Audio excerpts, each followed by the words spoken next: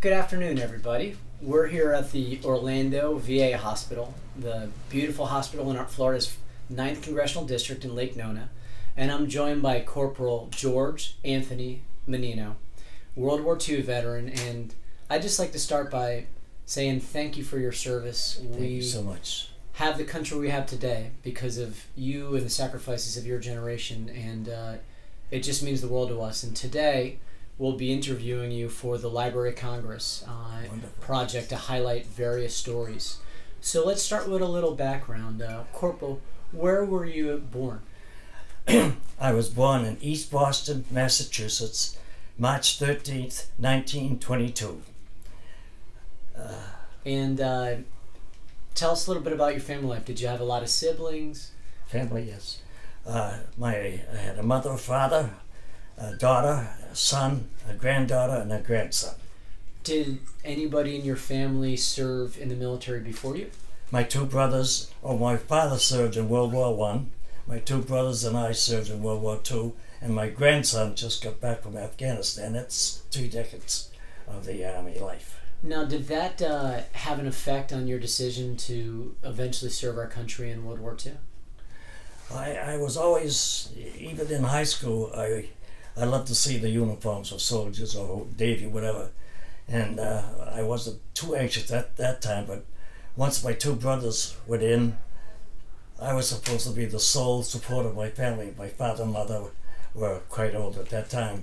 So I said, fine, I'll stay here. 2 weeks later, I was drafted. So and what branch were you drafted into? In the Army at Fort Devens, Massachusetts. And do you remember around what month and year that was? I don't remember the month of the year. I'm sorry. No, that's quite all right. Around 1942, 43, you think? I was just from 42 to 45. I remember that. Do you remember when President Roosevelt talked about the bombing of Pearl Harbor? Yes, I sure do. But before that, I want to describe my basic training. Sure. We're going to go right into that. Yeah. So, in basic training, I was at camp. It was called Camp Campbell then. I think it's Fort Campbell now. I'm not sure. Sure. I had my basic training there, and it was quite rugged, believe me, rugged either way. Sure. And what state was that in? I was stationed what they call Camp Campbell, Kentucky. In Kentucky. But yeah. I don't know. I think it's Fort Campbell now. They keep changing the titles. Sure. So I have something. Why I'm not sergeant, I'll tell you why. I was going to the Grand Ole Opry in Kentucky, and I was loving the ride, and this car was slowing down. I says, "Wonderful! I got a ride to the Grand Ole Opry." But like the person I am, I saluted left hand, screeched in the brakes. Who was it? It couldn't be someone from another outfit. It had to be my lieutenant from my company. What hand do you salute with, soldier? I said, I always salute with my right hand, sir. He says, well, you don't know this, but you were getting ready next week to become sergeant. I said, no, but I won't demote you from corporal. We'll keep that in mind. So and this was during basic training still, right? Or after basic training? We had, he sent me back to officers' mess, which is supposed to be my punishment. I never ate so good in my life, believe me. Well, anyway, that's to take care of that. How was the transition going from being a young man in Massachusetts to getting to Kentucky? Was that a eye-opening for you? What was that like? Well, it was strange to me because, for one thing, I'd never been on a ship, and this ship we were on was called the Coda Baru. It was, I don't know how it got past the inspectors. I mean, it was an old rickety ship. And we sailed out of, I'm missing something. We were inducted from Fort Devens, Massachusetts. And from Fort Devens, Massachusetts, we went to San Diego, California.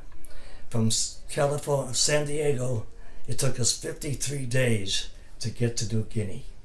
They told us, which we believed, we were dodging submarines all that way. And I believed them. What was the experience like over those 53 days through the Pacific? Can it just speak a little bit Sure. more? What was the experience like going 53 days through the Pacific? Well, before the 53 days, I got sick in San Diego Harbor. the only guy, and then I got stuck in San Diego Harbor. I couldn't believe it. So they gave me ginger ale or whatever comes with it. And we embarked that old ship, I'll never forget it.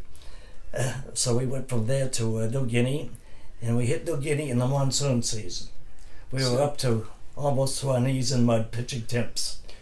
When you arrived at the harbor or at the beach, was there, had the United States already taken the beach, or was it something that you all had to, did you encounter resistance right away? Yeah, right. We went right away on that.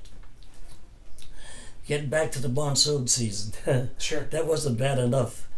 Then that very next day, a sergeant came all excited with his hands waving. I said, what is it now? You got the wrong orders. I said, what do you mean we got the wrong orders? We sent for the 44th Infantry Battalion, not the 44th Tank Battalion. Well, so the next thing they told us to do was to unload ammunition on ships until our orders came. So, I got to get back to New Guinea. Sure. While we were in New Guinea, I was on guard duty, and I did the 3 procedures of halt, who's there, blah, blah, blah. And all of a sudden, the bushes are getting closer to me. I says, halt or I'll shoot. And I did. I heard a big thud. You won't believe this. I didn't shoot a Jap. I shot a water buffalo. Oh my gosh. And you should have heard the screaming next day when that order came. And he swore words I never heard before. And how old were you at that time? 18, 19 years old? 19. Yeah. Strong 19. So you were just a kid over there. Yeah. So he came the next day screaming, and we paid him double of what that water buffalo was worth, because that's the way the Army was in those days. So from there, we finally got our orders to invade the Philippines. And in the first battle we had, I didn't have the flu, but it was something similar to the flu. I missed the first two big battles in the Philippines. But you recovered then.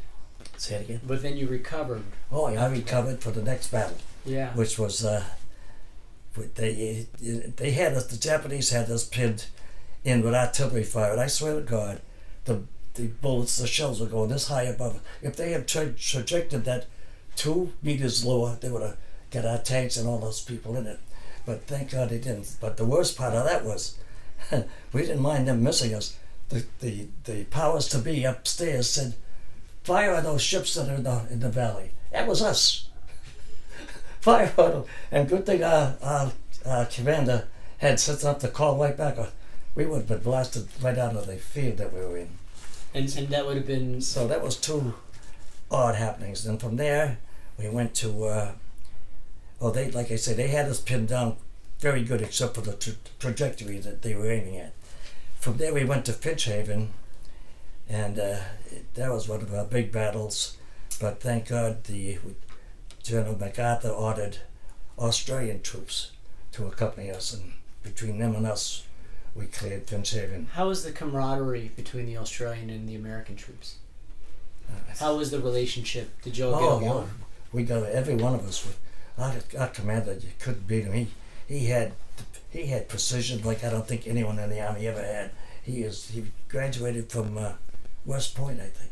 Yeah, well, I didn't remember his name. And what was the feeling among you and your colleagues about General MacArthur? Was there a lot of confidence in him? What was the general feeling about him at that time in the Philippines?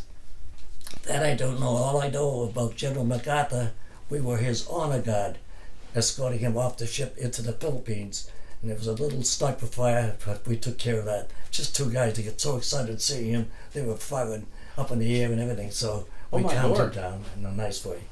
But MacArthur greeted us and greeted all the soldiers. So you got to meet him then? Oh yes, I did. Very nice meeting him. That's incredible. Yeah. And he said he was going to return, right, to the Philippines? Yeah, he did. And he did, That's what you joined him. The first thing one of the sergeants said was, you said you'd return and you kept your promise, General. Do you remember what he said to him? I don't remember. But he must have been pretty proud. But I know of he's him. smiling. Yeah. That meant a lot.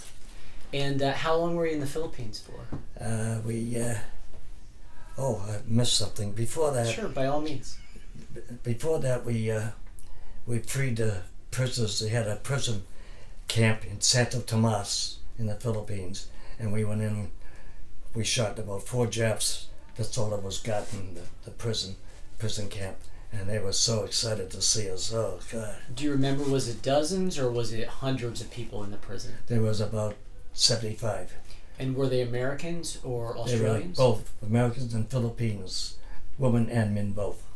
Were there Filipinos who were working with you all at that time on the island to help out with America's effort? Yeah, they were helping, but they were what we call reserves. Unless we were in deep trouble, they were right there to help us. But they were called reserves. Sure. And let's see what else. And then from there, after you liberated those men from the prison, were there other major battles that you had to participate in while you were in the Philippines? We had another big battle in Leyte, and once again, MacArthur, I guess, had a rapport with the Australians because they came again in Leyte, and they helped us out to get rid of the Japs. Do you remember any friends that you would spend time with while you were over there? You obviously had to work very closely with some of your fellow servicemen. Any particular stories of camaraderie during this difficult time that you remember? In the first grade, there was a good friend of mine named Ray Cartier. We went from the first grade together. We graduated together. We were inducted the same day, and we went to New Guinea at the same time. That's very seldom. That reminded me of the Sullivan brothers. Sure. From that day, they don't let anyone, relatives that are close, be in the same outfit. So Sure. He was in A Company, and I was in D Company. And we had some great times together. And he went home. He was married, and he went home. He had 13 points more than me. And when he got home, it was sad. I don't know. I think he lived 6 months and he died. Oh my gosh. Yeah. I'm sorry to hear that. And I couldn't go to the funeral because I had the flu. I had the flu at the time. Yeah. But anyway, I was sick at the time. I couldn't even go to the funeral of my best friend. I'm sorry to hear that. That irritated me quite a bit. How long were you in the Philippines for? I would say at least a year. So we're talking probably around 43 to 44. Yeah. And then from the Philippines, where did they send you next? We ain't gonna believe this. On the way home from the Philippines, I was thanking God for keeping me in one piece. That's not derogatory. And on the way home, we hit the rear end of a typhoon. Imagine going through the whole war, more or less safe, and we hit this typhoon, and the captain called us all together, and the chaplain was with him. And the captain said to the chaplain, "Tell your men, I don't care what religion they are, please pray hard. This ship, honest to God, from the water was up in the air, off the water, slashed it down 3 times in a row. We all got sick, no doubt about that. But he said that the chaplain says, I don't care what religion you are, pray in the religion you are, and we'll get through it," and we did. Were you on deck or were you below? In the I was on deck I was below because the way that ship was rocking, no way would I go on top. We all got sick, I can tell you that. So you get to the Philippines, you're there for a year, and you're on your way home. Was this already in 45? Do you remember where you're at when Truman had ordered the nuclear bombing of Japan? Were you still in the Philippines at that time, or were you heading back? I think so. That was the end of the Philippines at that time. Yeah. Right. What was sort of the reaction at that time among you all? Because a lot of people will point to history to say that the war could have gone on for a long time without it. Did you all feel relieved, or were you? Was it a mystery? What was your reaction at that time? Yeah, it was mysterious to us because we've never done anything like that in our lives. I mean, it's a brand new situation, especially as a youngster. I call myself a youngster now. Sure. Well, still at heart. So when I came out of the war, I took the GI Bill of Rights, and I went to a music school, and I took up piano. Did you come back to Massachusetts at that time? Yeah, back to Massachusetts, and I went to a music school in Boston, and I took up piano. But the right hand was beautiful. She said, "Your right hand plays a beautiful melody. What's happening to your left hand?" I said, "Don't ask me. I couldn't put the chords together. The chords are the main part of the song. Sure. So Now, you had suffered some illnesses while you were over there. Were there any other injuries that you had succumbed to when you were over in the Philippines? what other illnesses? I know you had some illnesses. Yeah. Did you end up getting any injuries while you were over there? No, just the what I call the flu, but it wasn't malaria. Sure. Speaking of malaria, I talked to all my buddies. Please take the pill. Just don't worry about it. 18 of us. 18 of them got sick. They were shivering, even though they were hot. The forehead was. They're shivering. They had blankets. Oh, you had to be a smarty. I said, no, I wasn't a smarty. I just took orders like they told me to do. Now, the GI Bill and that opportunity to go to school, that was a big opportunity for you, right? Did you notice some of your other peers taking advantage of the GI Bill as well? Yeah, Ray, my buddy, he did it. Ray Cartier, he did it also. But I met a lot of new friends at music school. But like I say, I didn't stay there too long. I wrote a few songs with my buddy. His name was Angelo Radosta. And after a while, I said, I got to get a position in life. So I talked to my assistant postmaster. He says, keep after us. We'll get you in. Don't worry. Took me 6 months to get into the post office, and I stayed there for 35 years as a letter carrier.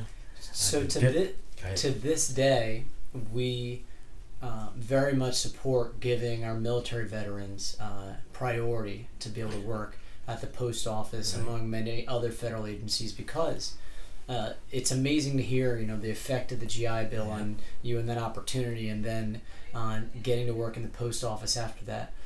Now, I know you were married and had a family. When and where did you meet your wife? I met my wife at a place called Mosley's on the Charles. It's a dance. It's a dance hall. Well, I call it a dance hall. Was that before you left for the war or after? That was after the war. Yeah. Okay, so you were a man when you got back. Yeah, I think so. Yeah, and so what I was her kept name? bothering her. She said, "You're a pest. Will you leave me alone?" It just happened to be the night before Easter, which is the midnight mass. So I found out where she was going to the midnight mass, and I followed. She says, "Will you please leave me alone?" The only thing I think was in my favor was I still am a good dancer. She could tell you. So you scouted, gathered intelligence, and then you approached. I approached her. So finally, I guess we had our first date, and then from there on, I had 53 years of married life. We would have had 57 if she had lived. She died 5 years ago. Well, I'm sorry to hear that, but Yeah. it sounds like She was 53 years. I only hope that my wife and I have that opportunity. It's come to my attention that you had your ears blown out. You had a hearing loss when you were serving in the Philippines. Yeah. Can you describe the course of events that led to that?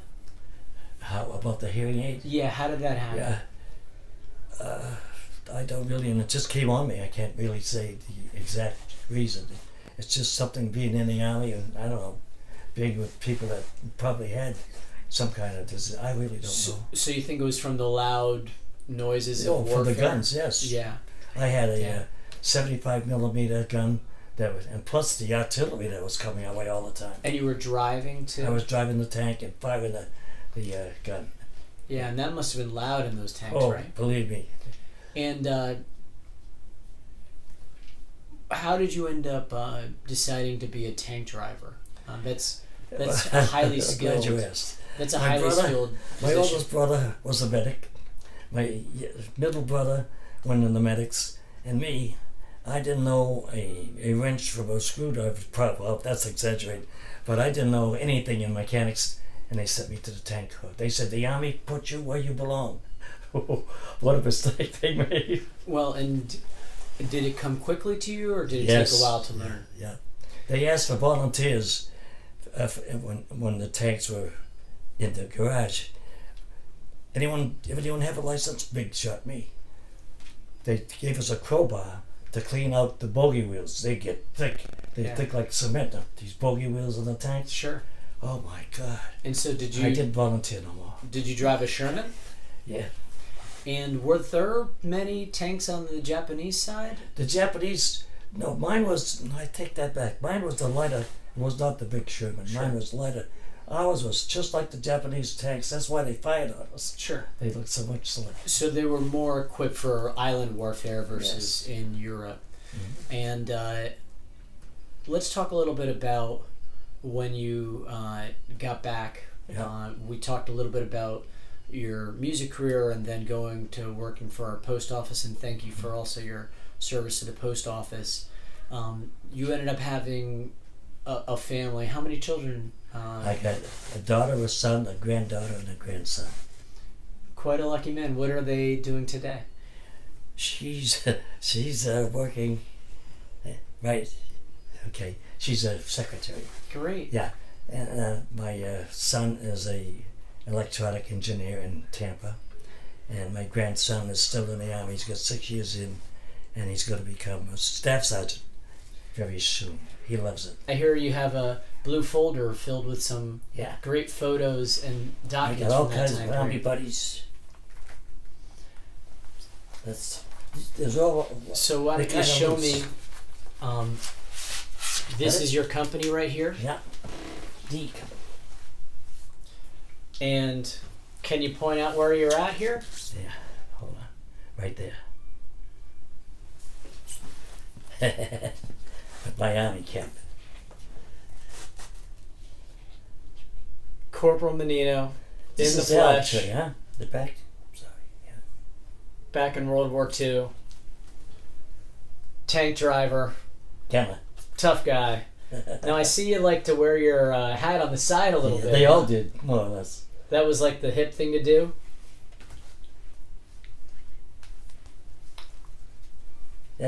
I almost missed this one. That's my brother Al, my oldest brother. He passed away. He went before us, yeah. He was the medic though, not the tank driver, right? They both were in the medics. And then we have a photo here. Yeah. Me and my buddies. We are blessed to have this photo of your mom and dad, right? Yeah. And we're going to show it to the camera so that people can see. Yeah. What service did your father serve in? He in the Army in the American War in Germany. And He was what was his rank and what did he a specialize sergeant. in? He was the best billiard player in the whole Army. No one could beat him. Even my sons couldn't beat him. Wow. And then your mother appears to be wearing a uniform here. Did she also serve? No.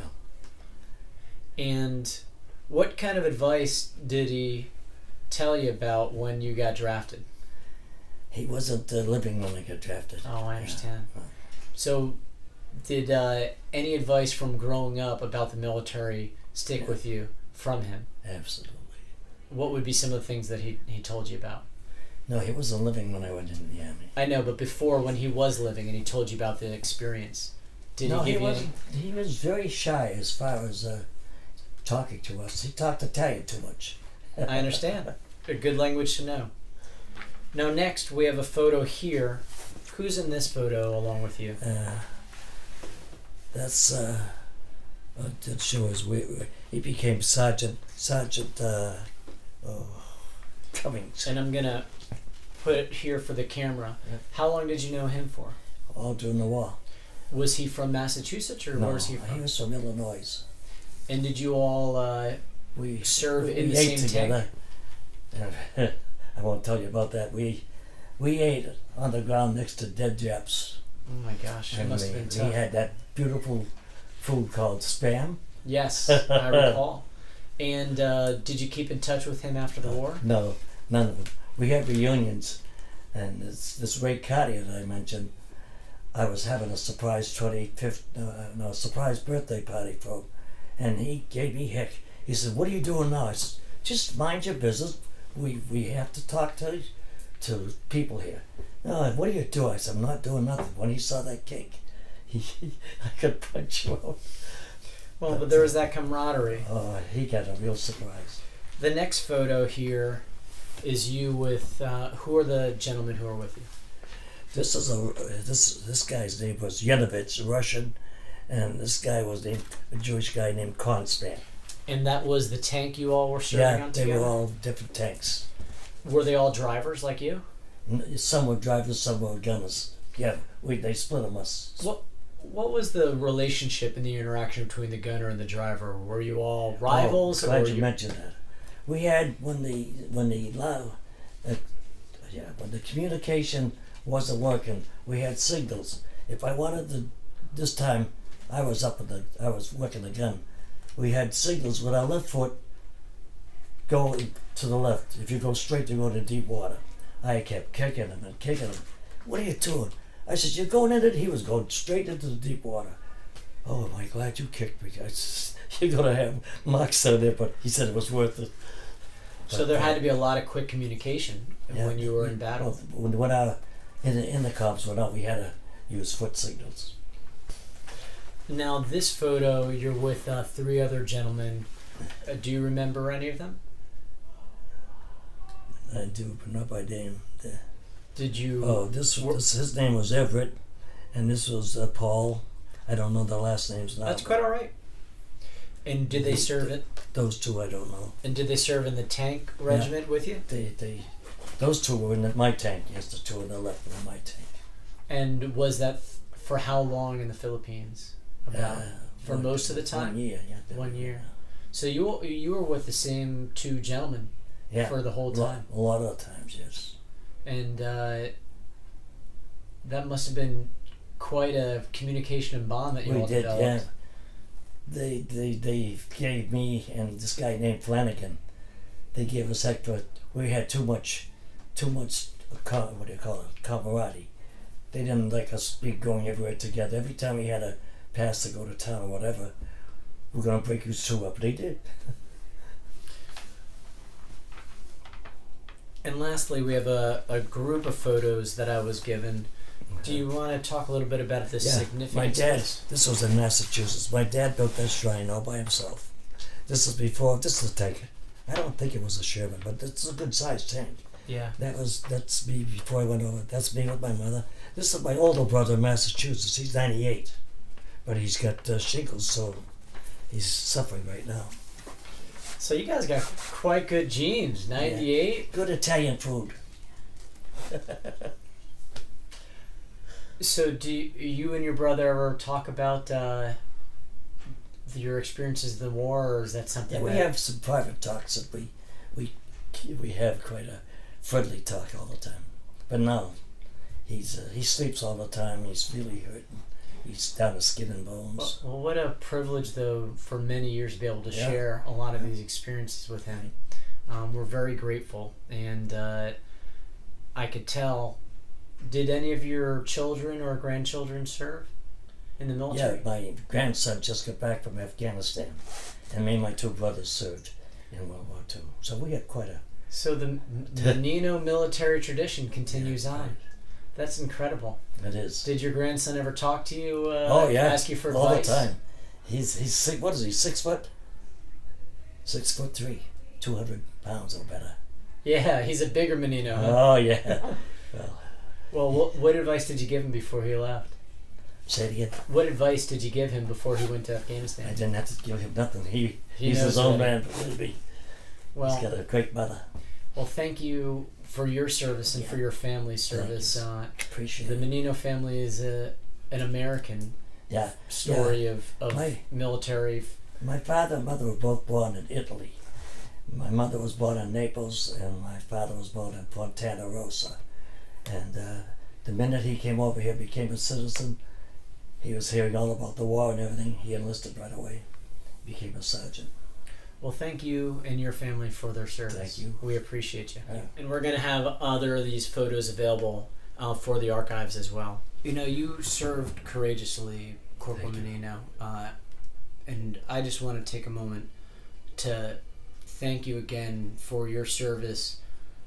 The United States ended up being pivotal because of Americans like you, young people, 18, 19 years of age, who went abroad and faced unspeakable violence to defend freedom across the globe. Right. And most of the world is still free because of those sacrifices back then. Yep. And so I'm going to give you the last word. What would you like to tell? This is going to go to the Library of Congress.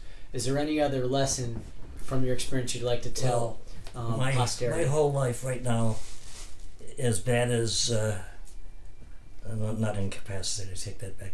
As bad as I have been, I love music and I love poetry, which I'm going to give you a copy to read. Oh, sure. Would you like to read a poem? Yeah, Why don't you read your poem? That's for your copy. Great. I'll read this. Why don't we end with your poem? That'd be great. Okay, a tribute to our veterans. Our veterans have a profound bearing in our lives. This is true. They grant us security and always follow through. They have fought great battles and suffered much pain, and those who have died did not die in vain. In Europe and Asia, our veterans stood tall. It was just a matter of time when the enemies would fall. Our veterans are in many countries so far away, protecting us at home by night and day. So hats off to our veterans, and I hope and I pray that they will never be forgotten on Veterans Day. Well, thank you, Corporal Meninno, for your service. There's Thank you another for one in taking there, inside that one. the time. We're gonna, if you like, we could read this one as well, and then we'll. I have got a copy of that. Sure. The year, what is it called? The Community Living Center. The year 2018 is the year to bring us results that we hold dear. The CLC has 120 vets from all different wars, lest we forget. We're here as a family for one and all. We have many veterans with stories to recall. We have outings that take us to all different places. That put many smiles on our veterans' faces. The staff here has always been kind in keeping us healthy and in a good frame of mind. We have all kinds of activities throughout the year that bring us happiness and good cheer. So the rest of my life, I will never more roam, thanks to my daughter Teresa and the Community Living Center. I have found a new home. Well, thank you, Corporal Meninno, for sharing your poetic talent, and we are so very grateful for the folks who are helping and caring for you here at the Lake Nona VA. You are an American hero, and I am very grateful to get to know you. Song I gotta sing. I wrote it. Okay, sure. I got a patriotic song I want to sing that I wrote. It's called "I'm Happy to Be an American." I'm happy to be an American and live in the land of the free. I'm so proud of our ancestors who fought to bring us liberty. And the red, white, and blue are my country's flag I'll defend till my dying day. Yes, I'm happy to be an American and live in the USA. So I didn't waste my time in music, Sue, right? You did great. We're here at the Lake Nona VA Hospital, here at the center with our dear friend Corporal Meninno.